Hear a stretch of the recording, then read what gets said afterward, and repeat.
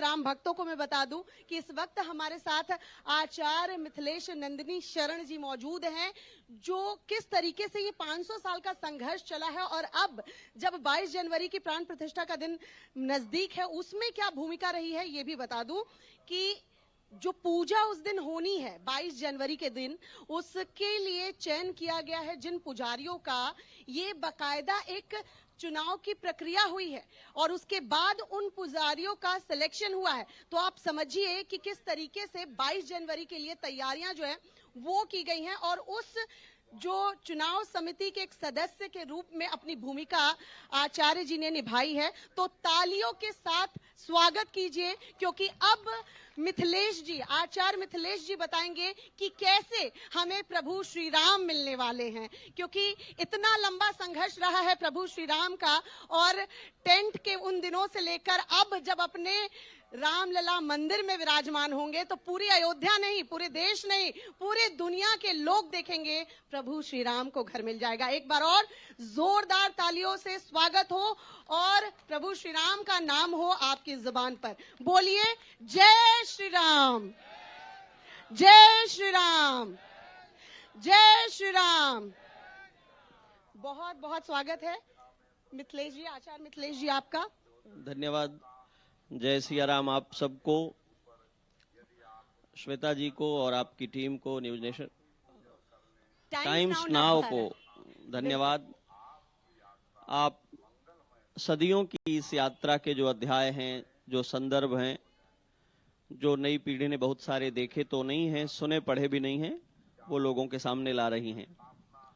इसके बहुत से आयाम हैं, पर मैं उसकी चर्चा कर रहा हूं जो आपने यहां रखा है, और वो ये है, अपने घर में अपनी जन्मभूमि पर श्री रामलला विराजमान हो रहे हैं और उनकी मर्यादा के अनुरूप उनकी अर्चा होने जा रही है, उनकी प्रतिष्ठा होने जा रही है, उनकी पूजा होने जा रही है। भगवान श्री राम मर्यादा पुरुषोत्तम हैं, उनका संपूर्ण व्यवहार, उनका सारा आचार, उनका पूरा जीवन चरित्र परिभाषित है। वहां कुछ भी आकस्मिक नहीं है, वहां कुछ भी चौंकाने वाला नहीं है, वे लीला पुरुषोत्तम नहीं है। तो उनके अर्चक, उनकी जन्मभूमि और उनकी आराधना, उन सबको लेकर एक संविधान, उन सबको लेकर एक आचार व्यवस्था निर्मित हुई है। और उसके लिए जो अर्चक, उनके लिए जो पुजारी नियुक्त होने वाले हैं, उनके लिए प्रशिक्षुओं का प्रवेश हुआ है।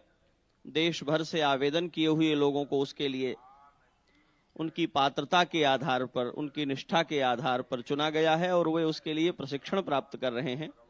और अपनी जन्मभूमि पर विराजमान हुए श्री रामलला की पूजा श्री रामानंद स्वामी के द्वारा जो प्रवर्तित पूजा पद्धति है, उसके आधार पर, वैष्णव आगम के सिद्धांतों के आधार पर जो एक व्यवस्थित पद्धति का निर्माण हुआ है, उसके अनुरूप अष्टयाम पूजा विधि से संपन्न होने वाली है। अष्टयाम पूजा विधि का तात्पर्य है, भगवान का आराधन 24 घंटे चलता है। दर्शन करने वाले लोग, जो दर्शनार्थी आते हैं, कोई एक आरती में रहता है, कोई दूसरी आरती में रहता है, कोई तीसरी आरती में रहता है, किसी ने भोग आरती के दर्शन किए हैं, किसी ने शयन आरती के, आप लोग परिचित हैं। लेकिन भगवान का आराधन केवल उतनी ही देर नहीं चलता जितनी देर पर्दा खुलता है और आप देखते हैं। ये आराधन सबसे प्रगाढ़ रूप से उस समय चलता है जब पर्दा बंद होता है। ये आराधन उस समय चलता है जिस समय बहुत सारे दर्शनार्थी सोए हुए होते हैं, क्योंकि भगवान का आराधन पूरे अहोरात्र में अनवरत चलता है, उनके उत्थापन से लेकर उनके शयन तक। और तब भी जब भगवान का शयन हो जाता है तो भी वो शयन काल में उनकी क्या अनुकूलता है, हो सकता है कि वे बीच में उठ करके जल पिएं, तो शयन कराए जाने वाले भगवान के लिए भी उनके पीने के लिए जल वहां व्यवस्था से रखा जाना है, या सर्दी के दिनों में उनके लिए अंगीठी जलाई जानी, या सर्दी से बचाने वाले वस्त्र और बिछावन रखे जाने, या गर्मी में ऋतु के अनुसार जो भगवान का आराधन, ये भाव के साथ तो होता ही है। भाव के साथ साथ इसकी एक विधि व्यवस्था निर्मित है, शास्त्रीय संदर्भ उसके हैं। उन सब का प्रशिक्षण, उन सब का स्वाध्याय और उस योग्यता से संयुक्त संस्कार से संपन्न अर्चक उनका अर्चन करेंगे, ये व्यवस्था निश्चित की गई है। मिथिलेश नंदिनी शरण जी, ये जरा बताइए कि इतने सालों से पूजा होती आई है, किसी ना किसी पद्धति से होती आई है, तो फिर अचानक ऐसा महसूस क्यों हुआ? ये लोग भी समझना चाहेंगे, पद्धति क्या बदल जाएगी? जो लोग पूजा करते आए हैं, क्या उन्हें अनुमति दी जाएगी पूजा करने की या नहीं? क्योंकि विरोधाभास लग रहा है, लोगों को लग रहा है जो लोग अभी तक पूजा करते आ रहे थे, जिस पद्धति से रामलला की पूजा हो रही थी, तो क्या वो सब कुछ बदल जाने वाला है? जी नहीं, विरोधाभास तो कहीं है ही नहीं। समझने की कठिनाई के कारण हो रहा है। कुछ सूचनाएं पहुंचती हैं आप लोगों तक, कुछ सूचनाएं जन सामान्य तक नहीं पहुंचती हैं। भगवान के चरण जहां पड़ जाएं, भगवान के भक्तों के चरण जहां पड़ जाएं, वही तीर्थ है। गोस्वामी जी महाराज ने तो ये कहा कि जहां श्री राम जी हैं वही अयोध्या है। तो क्या इस न्याय से दंडकारण्य और चित्रकूट को अयोध्या मान लें और अयोध्या को अयोध्या न माने? भगवान की पूजा पहले चल रही थी, इसलिए किसी पूजा पद्धति का विकास और परिष्कार नहीं होना चाहिए, ये तर्क नहीं कर सकते। हम जानते हैं, जैसे जब मंदिर ध्वंस करके वहां ढांचा बना दिया गया था, तब भी वो मंदिर था, क्योंकि वहीं भगवान रामलला प्रकट हुए थे। पर क्या हमें मंदिर निर्माण की अपेक्षा नहीं थी? प्रतिकूल दिनों में रामलला का मंदिर ध्वंस हो जाने के बाद, वहां ढांचा होने पर और ढांचे में भगवान का आराधन होने पर, उसके टूट जाने के बाद टेंट में रामलला की आराधना होने पर भगवान की पूजा हो रही थी, लेकिन वो पूजा यथा तथा येन केन प्रकारेण हो रही थी। कोई ये दावा नहीं कर सकता है कि टेंट में बैठे हुए रामलला की सम्यक पूजा हो रही थी। हमारे श्रद्धेय पुजारी सत्येंद्र दास जी महाराज ने अनेक मंचों से ये बात कही है। वर्षा होती थी तो वर्षा के छींटे से रामलला के वस्त्र भीग जाते थे। हम बदलने की स्थिति में नहीं थे। इन्हीं संघर्षों की तो हम बात करते हैं। राजाधिराज रामचंद्र, जिनकी थाली में पुजारी अपनी रुचि से भगवान का भोग अर्पित नहीं कर सकते थे, भगवान के वस्त्र इच्छा पूर्वक बदले नहीं जा सकते थे, वो पूजा कैसे पूजा हो सकती है जहां भक्तों की रुचि और निष्ठा का उपयोग ही न होता हो? जहां न्यायालय से अनुमति मिले तो रामलला को नए वस्त्र धारण कराए जाएं, जहां पुलिस और प्रशासन के लोग वेरीफाई करें तो भगवान के आगे कोई भोग का अंश रखा जा सके, इसको हम पूजा कहते हैं क्या? ये श्री रामलला की जन्मभूमि की अस्मिता को बचाए रखने का संघर्ष था।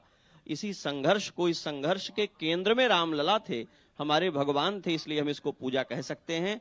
ये अपनी विधि व्यवस्था के आधार पर पूजा नहीं थी। जिस मंदिर में जाने के लिए परिसर के बाहर चमड़े के बेल्ट और जूते उतरवा दिए जाने के निर्देश होते हों, उन श्री रामलला को तमाम फौजों ने हथियार ले लेकर के घेर रखा था। ये पूजा थी क्या? जिन रामलला के यहाँ जाने वाले लोग रामलला को भूल करके तनाव का अनुभव करते थे, लगता था कि बंदी बना दिए गए हैं, टटोले जा रहे हैं, जेबें चिक्की जा रही हैं, सामान पीछे छुड़ाया जा रहा है। फोर्स से घिरी हुई जगहों के बीच में लोग जाते थे। मंदिर तो वो स्थान है, राम जी का दरबार तो वो स्थान है जहां जाने पर दिव्यता का अनुभव हो। मैं ये नहीं कहना चाहता कि पूजा नहीं हो रही थी, मैं ये कहना चाहता हूं जैसी पूजा होती है वैसी पूजा नहीं हो पा रही थी, और इस बात की व्याकुलता भक्तों में थी, इस बात की व्याकुलता सारे समाज में थी। आज जब हमारे पास ये व्यवस्था सुलभ हुई है, रामलला का प्रताप प्रकट हुआ है और अपने वो वैभव के साथ राम जन्मभूमि मंदिर में विराजमान होने जा रहे हैं, तो ये अवसर है कि हम इस बात की समीक्षा करें कि नए भव्य भवन में, नव्य भवन में विराजमान होने वाले दिव्य स्वरूप वाले भगवान श्री राम जब पधार रहे हैं तो उनकी पूजा पद्धति भी तदनुरूप हो। ये बिल्कुल ऐसे ही है कि किसी छोटे बच्चे को आपने उसके बाल्यकाल में जो कपड़े पहनाए, अब वो हट्टा कट्टा जवान हो गया तो आप उसके नाप के कपड़े तो कहें आज क्या नपवा रहे हो, तुम्हें आज देखा है क्या? कपड़ा तो जब जन्मे थे तब से पहन रहे हो, अब आज कौन सी खास बात हो गई? ऐसा तो नहीं कह सकते। जब गुणवत्ता का विकास होता है, जब व्यवस्थाओं का विकास होता है, विकसित होती व्यवस्थाओं के लिए नई आचार संहिताओं का भी विकास होता है। भारत देश ने अपना संविधान बनाया तो क्या उसके पहले लोग जीते नहीं थे, पागलों की तरह रहते थे? जब ट्रैफिक कोई नियम लाता है तो क्या उसके पहले देश में सड़कें नहीं होती हैं?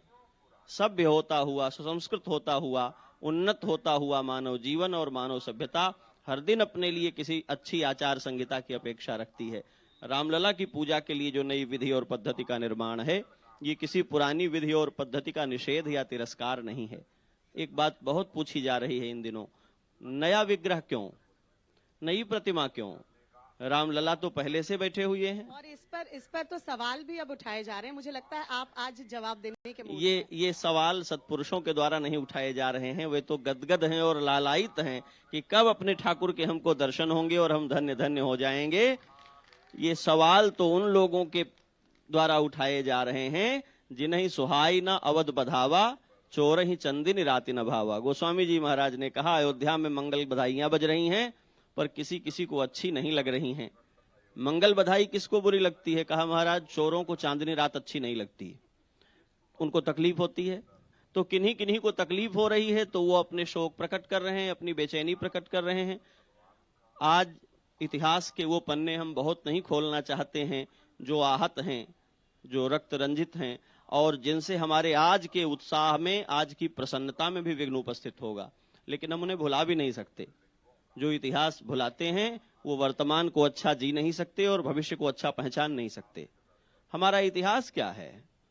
आज हम कह रहे हैं कि रामलला ऐसे कैसे निर्मित हो रहे हैं। हम ये नहीं पूछना चाहते हैं कि जब वहां ढांचा बना उसके पहले जो राम मंदिर था वो कैसा था, क्या उसके वैभव से हमारा परिचय नहीं है? आज जो श्री रामलला का गर्भगृह बन रहा है, जो दर्शन की व्यवस्था बन रही है, वर्तमान में हमारे जो मधुर सरकार में विराजमान रामलला हैं और उनके तीनों भाई हैं, यहाँ बैठे हुए सीनियर्स हमारे सामने हैं, वो इतनी दूरी से दर्शन होता है कि जिन्हें आई साइट की प्रॉब्लम हो वो पहचान भी नहीं सकते किसका दर्शन किया है। खड़े होकर के पूछते हैं पुजारी जी से कहां दर्शन करना है। प्रकाश में, लाइट में, भगवान के चमकदार वस्त्रों में मुखड़ा तक दिखाई नहीं पड़ता राम जी का। दर्शन हम क्या कराएंगे? हम किसी ऐसे धर्म संप्रदाय में नहीं है जहां आले अलमारियां देखकर सिर झुका देने से पूजा हो जाती है। हम सगुण रूप की उपासना करने वाले लोग हैं, जिनके सामने हमारे सुंदर स्वरूप वाले भगवान विराजमान होते हैं।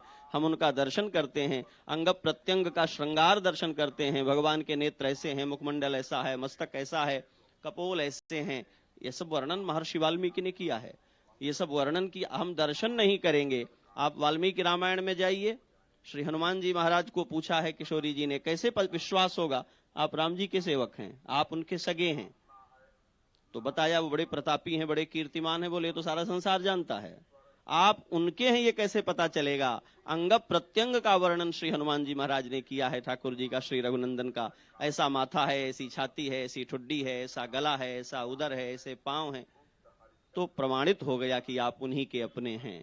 जो भगवान के भक्त हैं और देश विदेश से रामलला का दर्शन करने नहीं आ रहे हैं, वो भगवान का मुखमंडल नहीं देख सके, वो भगवान कमल नयन कहलाते हैं, उनके नेत्र ही दिखाई नहीं पड़े। वो भगवान जिनको हम श्री रामचंद्र कहते हैं, उनका मुखमंडल कैसे चंद्रमा से भी अधिक दीप्तिमान है? बिना दर्शन के होने वाला है क्या? ये तो आचार्य जी आपने इसका जवाब दिया कि जो नई मूर्ति जिसकी प्राण प्रतिष्ठा होगी, लेकिन बाल स्वरूप क्यों? रामायण में भी बाल कांड जो है वो सबसे बड़ा कांड है जी। वो बाल स्वरूप, इसके पीछे क्या मैसेज है, क्या सोचकर बाल स्वरूप को चुना गया, ये जरा बता पाएंगे? बिल्कुल, हाँ, ये इसमें कोई रहस्य नहीं है। ये बिल्कुल यूं समझना चाहिए कि एक जन्म लेने वाला बच्चा बड़ा होता है शरीर से, मन से, आयु से, और फिर वो किसी बड़े पद पर चला जाता है, कहीं बहुत बड़े किसी महत्व के स्थान पर पहुंच जाता है। पर जब वो अपनी माँ के सामने पहुंचता है तब इस देश ने देखा है, इस देश के प्रधानमंत्री का गौरव दुनिया भर में, लेकिन आपने ये भी देखा है कि जब वो अपनी माँ के पास पहुंचते थे तब उनकी भूमिका क्या होती थी? माँ सर पर हाथ रखती थी और वो सर झुकाकर उनके आगे खड़े हो जाते थे। दुनिया भर में बड़ा कहलाने वाला व्यक्ति कोई एक जगह है जहां जाकर के छोटा होकर के आशीर्वाद लेता है। त्रैलोक्य के लिए, जगत के लिए वंदे जो परमात्मा श्री राम हैं। एक भूमि अयोध्या ऐसी है जो उनको बेटा बना करके, जो उनको राजा बना करके, जो अपना युवराज बना करके रखती है। यह अयोध्या है जिसने उनको जन्म दिया है, जिस पर भगवान श्री राम को गौरव है। अपनी जन्मभूमि पर भगवान बैठेंगे तो बच्चा अपनी जन्मभूमि पर जाता है तो पुत्र होकर ही जाता है कि कुछ और होकर जाता है? श्री रामलला अपनी जन्मभूमि पर बैठने जा रहे हैं। दुनिया में उनका कोई वैभव हो, कोई प्रभाव हो, राम जन्मभूमि पर जब भी भगवान बैठेंगे वे बालक ही होंगे। और भगवान शिव जो हमारे श्री राम जी की उपासना के आचार्य हैं, वे क्या कहते हैं? बंदऊ बाल रूप सोई रामू, सब सिद्ध सुलभ जपत जिसु नामू। क्यों हम लोग बाल राम की प्रतिष्ठा करें, क्यों उनकी आराधना करें? कहा संसार की कोई भी प्रतिकूलता आ जाए, संसार का कोई भी विघ्न आ जाए, वो हमारे साध्यों को सिद्ध में बदलने से रोक नहीं सकता। ये तो राम जी की विशेषता है। बाल रूप राम की मुस्कान का ध्यान करने से संसार के विघ्न दूर हो जाते हैं, और वो सिद्ध कर दिया गया है। इन्हीं बालक राम का ध्यान करते करते हमने अपना मंदिर और जन्मभूमि वापस पाई है, रामलला का वैभव वापस पाया है, अयोध्या का वैभव वापस पाया है। ये बाल राम का ही प्रताप है। तो अभी धनुर्धर राम की तो हम अपेक्षा ही नहीं कर रहे हैं। तो बाल स्वरूप जरूरत राम ही पड़ेगी काफी तो है। धनुष वाले राम को ध्यान करेंगे। अभी तो हम बालक रूप राम का ध्यान कर करके अपना इतना सब कुछ वापस ले आए हैं। भारत का गौरव केवल रामलला का ध्यान करके आगे इतना आ गया है। राजा राम का ध्यान करेंगे तब तो ये भी उस बृहत्तर भारत तक जाएगा जो दुनिया के भूगोल में फैला हुआ है। तो बालराम अपनी जन्मभूमि पर जो बैठेगा वो बालक बनकर बैठेगा। भगवान की उपासना, और ये इसका शास्त्रीय पक्ष है, इसके संदर्भ हैं।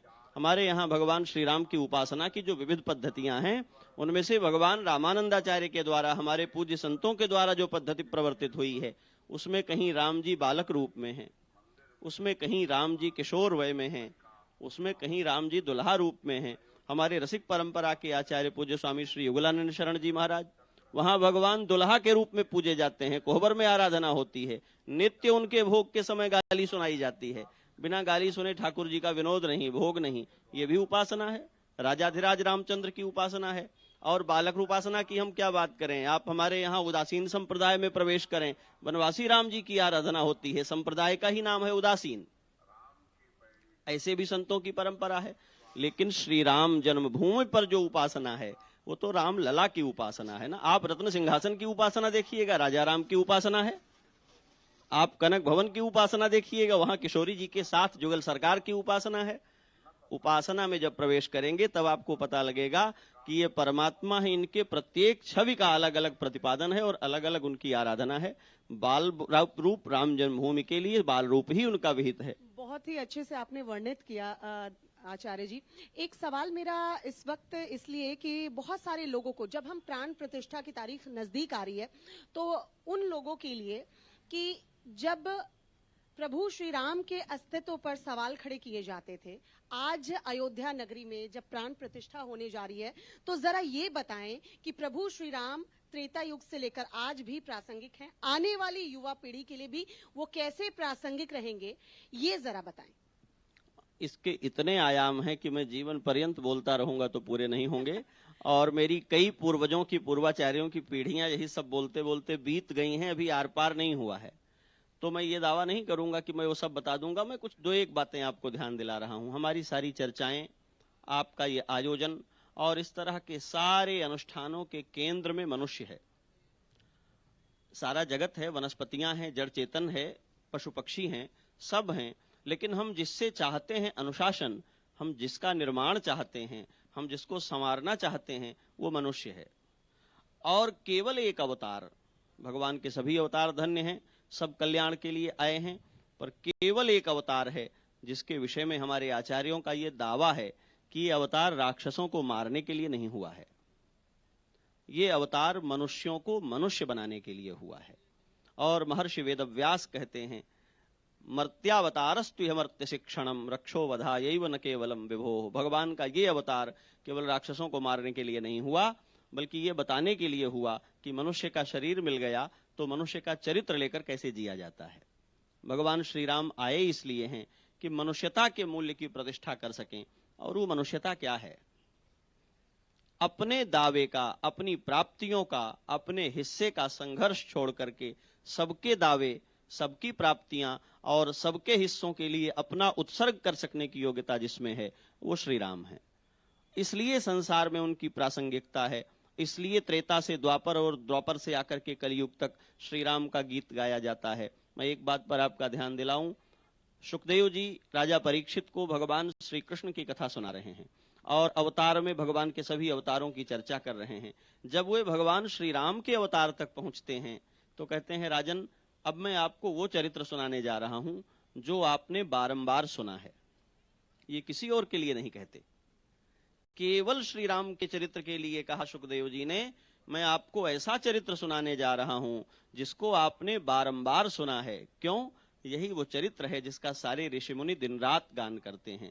यही गाने और दोहराए जाने लायक चरित्र है। उस चरित्र की विशेषता क्या है? तो कहा, कोई भी मनुष्य यदि इस चरित्र का स्मरण करेगा इस चरित्र को अपने मन में धारण करेगा तो कैसे भी पाप से, कैसे भी पातक से, कैसी भी चूक से, कैसे भी अपराध से उसका ग्रस्त जीवन क्यों न हो, केवल श्री राम का स्मरण करने से कर्म बंधात प्रमुच्यते, संसार के प्रपंच और पाप से मुक्त हो जाएगा और जो मनुष्यता का परम लक्ष्य है वो पा लेगा। ये राम के स्मरण मात्र में इतनी योग्यता है। अब जब आप इसकी व्याख्या करने चलेंगे तो आपको मिलेगा, धनुष लेकर के चलते हुए श्री राम को वन की यात्रा में जानकी जी कहती हैं, हथियार रखने वालों में हिंसा हो जाती है स्वभाव से। आप दिन भर धनुष लिए रहते हैं, फिर आप मारने लगेंगे जिस तिस को। तो भगवान कहते हैं कि देवी मैंने आभूषण नहीं धारण किया है। क्षत्रियैर्धार्यते चापो नार्त शब्द भवेदिति, मैं क्षत्रिय हूं, धनुष तो मैं इसलिए लिए रखता हूं कि कोई हाय हाय न पुकारे, कि किसी निर्बल की चीत्कार न सुनाई पड़े, इसलिए मैं धनुष धारण करता हूं। ये वो गुण है जिसके लिए राम स्मरणीय है। महर्षि वाल्मीकि ने पूछा है नारद जी से, कौनवस्मिन् सांप्रतम लोके गुणवान कश्च वीर्यवान, कौन ऐसा है जिसको देखकर मनुष्यता अपना संस्कार कर सकती है। तो देवर्षि नारद ने कहा, इक्ष्वाकु वंश प्रभवो रामो नाम जनैः श्रुतः, केवल श्री राम ऐसे हैं जिनकी ओर देखती रहे तो मनुष्यता अपने संस्कार प्राप्त कर ले। एक शब्द है जिसे हम लोग बहुत दोहराते हैं, आदर्श। हम सब आप परिचित हैं, अपने को संवारने के लिए हम दर्पण के सामने खड़े होते हैं। कभी आपने देखा है कोई मिरर किसी का श्रृंगार करे? बिल्कुल नहीं। दर्पण कभी किसी को बताता है कि आपको कैसे श्रृंगार करना है? लेकिन हर श्रृंगार करने वाला दर्पण के सामने खड़ा होता है। क्यों? क्योंकि दर्पण के सामने खड़े होकर आपको यह पता चल जाता है कि आप कैसे दिख रहे हैं। फिर आप अपने को जैसे होना चाहते हैं वैसा दर्पण में देखकर करते हैं। श्री राम वो दर्पण हैं, आदर्श संस्कृत में मिरर को कहते हैं। श्री राम वो आदर्श हैं, श्री राम वो दर्पण हैं जिसमें मनुष्यता अपना चेहरा देखती है, और जो श्री राम में अपने को देखता है उसको ये अनुभव हो जाता है कि उसकी मनुष्यता कहां कहां से बिगड़ी हुई है, वो अपने को मनुष्य बना लेता है। इसलिए श्री राम प्रासंगिक हैं। ये केवल धार्मिक अनुष्ठान नहीं है, ये केवल मंदिर की प्रतिष्ठा नहीं है। जो लोग भी इस भ्रम में पड़े हैं कि ये किसी हिंदूवाद का जन्म हो गया है, ये किसी धार्मिक आग्रह का जन्म हो गया है, अयोध्या में एक मंदिर बन गया है, यह देश मंदिरों से पटा पड़ा है। और हमारे आचार्य कहते हैं कि भारत का जर्रा जर्रा तीर्थ है, एक एक कण इसका जो है वो सब मंदिर है और पवित्र है, सब में भगवान का निवास है। जो धर्मशास्त्र, जो भारत कहता है सर्वम खलविदम ब्रह्म ईशावास्यमिदम सर्वम, उसे एक मंदिर बनाने का आग्रह क्यों? ये केवल श्री राम के मंदिर की प्रतिष्ठा नहीं है, श्री राम के बहाने उस मानवीय चरित्र की, उन भारतीय मूल्यों की प्रतिष्ठा है जो श्री राम का नाम लेने से व्यक्त होते हैं। जिसको भगवान श्री राम ने अयोध्या से लंका तक पहुंचाया है, जिस मनुष्यता से वानर और भालुओं को श्री राम ने सभ्य बना दिया है, जिस मनुष्यता से राक्षस विभीषण को भगवान श्री राम ने मानव आदर्शों में ढाल दिया है, जिस प्रभाव में सुग्रीव जो वानर राज हैं और जो वन्य होने के कारण स्वतंत्र होकर जीते हैं, मैं कितने उदाहरण आपको दूं। एक केवट है जो श्री राम को कहता है कि नाव चलाना मेरी आजीविका है, मजदूरी लेकर पार ले जाने वाला हूं, आपका पांव धोऊंगा तब बिठाऊंगा। क्यों? आपके पांव की धूल नाव को बदल देगी। आजीविका की पीड़ा में पड़ा हुआ एक श्रमिक, एक नाव चलाने वाला व्यक्ति जब राम का सानिध्य पा लेता है, दूसरी ओर जाता है तो अपनी मजदूरी लेने से मना कर देता है। आज नाथ में कहा न पावा, क्यों? कहा मेरा दारिद्र्य मिट गया। विचार करना चाहिए, क्या दिया श्री राम ने केवट को? उसने कहा महाराज मैंने ये देखा है, धर्म की रक्षा के लिए पिता का राज्य आपने छोड़ दिया। जो धर्म की निष्ठा के लिए, जो सत्य की निष्ठा के लिए पिता का राज्य छोड़कर आया है, उसकी स्वागत में मैं अपने एक दिन की मजदूरी छोड़ दूंगा तो मेरा यह जीवन धन्य हो जाएगा। एक निर्धन केवट को श्री राम ये मनुष्यता पढ़ा दे रहे हैं, बिना बयान दिए, बिना भाषण दिए। जब तक मनुष्यता का अस्तित्व है इसकी अपेक्षा बनी रहेगी। एक पंक्ति में और यहां दोहरा दूं, जब राम जी लौट कर आए राज्याभिषेक के पहले, श्री भरत जी महाराज ने उनको अयोध्या का राज्य लौटाया है, और लौटाते हुए कहा है कि रघुनंदन आपने अपना राज्य मेरी मां की इच्छा पर उनको दे दिया था। ये ध्यान रखना है, राम जी को अयोध्या से कभी निष्कासित नहीं किया गया था, वो स्वयं गए। तो आपने अपना राज्य मेरी मां का मन रखने के लिए उन्हें दे दिया था, ये मैं आपको लौटाता हूं। और धर्मशील भरत वो राज्य लौटाते हुए भगवान श्री राम से कहते हैं, यावद आवर्तते चक्रम, जब तक नक्षत्र मंडल विराजमान है, जब तक ये भूगोल, जब तक ये धरती विराजमान है, तब तक इस संसार के स्वामी होकर के आप विराजमान रहें। राम जी ने तथास्तु कहा है। किसी को किसी भ्रम में नहीं पड़ना चाहिए इतिहास भूगोल के। 500 वर्ष बाद नहीं, 5000 वर्ष बाद, और कलयुग की आयु बहुत लंबी है। अभी अनेक बार अनेक दृश्य हमारे सामने आएंगे। जब तक धरती विद्यमान है, श्री राम का राज्य और उनका वैभव विद्यमान रहेगा, इसे मिटाया नहीं जा सकेगा। बोलिए जय श्री राम। बहुत खूबसूरत बात आपने कही कि प्रभु श्री राम एक दर्पण की तरह हैं। आप अगर उस दर्पण में देखेंगे तो आपको पता चल जाएगा कि खुद में कहाँ सुधार करना है। ये बहुत अच्छी बात, दिल को छूने वाली बात आचार्य जी आपने कही। लेकिन एक मैसेज यहाँ आप क्या देंगे उन लोगों के लिए, क्योंकि विरोध के सुर भी जो हैं वो उठने लगे हैं, और सिर्फ जो सियासतदां हैं वो नहीं, कुछ ऐसे सनातनी भी हैं जो पूजा पद्धति हो, प्राण प्रतिष्ठा हो, तारीख हो, या फिर किसी और बात को लेकर विरोधाभास के जो सुर हैं वो सुनाई दे रहे हैं। ये क्यों है? क्या हमें कुछ ऐसा बीच का रास्ता अख्तियार नहीं करना चाहिए कि हम उन्हें भी मनाकर अपने साथ लेकर चल सके? अब मनाने के लिए तो पहले ये मानना पड़ेगा कि कोई रूठा हुआ है। हम यही नहीं मानते कि कोई रूठा हुआ है। लेकिन बयान तो ऐसे आ रहे हैं ना। वो बयान क्यों आ रहे हैं, मैं बहुत विस्तार में तो नहीं जाऊंगा। एक बड़ा प्यारा शेर है, दुख कुछ और बयां होते हैं, बात कुछ और हुआ करती है। तो बस इसकी व्याख्या मैं ज्यादा नहीं करूंगा। मैं केवल एक बात कहूंगा। आज जब इस बात की समीक्षा हो रही है कि हम जहां तक पहुंचे हैं श्री रामलला की प्रतिष्ठा तक, इस यात्रा में किसने क्या खोया है, किसने क्या पाया है, किसका क्या मूल्य है, तब हम सबको ये बात समझनी होगी। गोस्वामी जी ने कहा था, इस दुनिया की जो सारी मूल्यवत्ता है वो शून्य है, और श्री राम नाम जो है वो अंक है। जिसके जिसके साथ राम नाम का अंक जुड़ जाता है, उसका शून्य 10 गुना होता चला जाता है। लेकिन जब वो अंक हट जाता है तो सब शून्य हो जाता है। चाहे जितने शून्य लिख दें, 10 शून्य लिखे हों, कोई मान नहीं होता। लेकिन उस शून्य के साथ जब अंक जुड़ता है तो उसका मान बढ़ जाता है। किसने क्या किया इसमें जाएंगे तो बहुत विलंब होगा। लेकिन ये देखना कि इस देश के पूर्वाचार्य, इस देश के धर्माचार्य और हमारी वो पूरी पीढ़ी जिसका नाम लेकर, जिसको प्रणाम करके हमारा दिन प्रारंभ होता है, वो क्या चाहते थे? क्या वो ये नहीं चाहते थे कि रामलला अपने मंदिर में विराजमान हो? क्या विराजमान नहीं हो रहे हैं?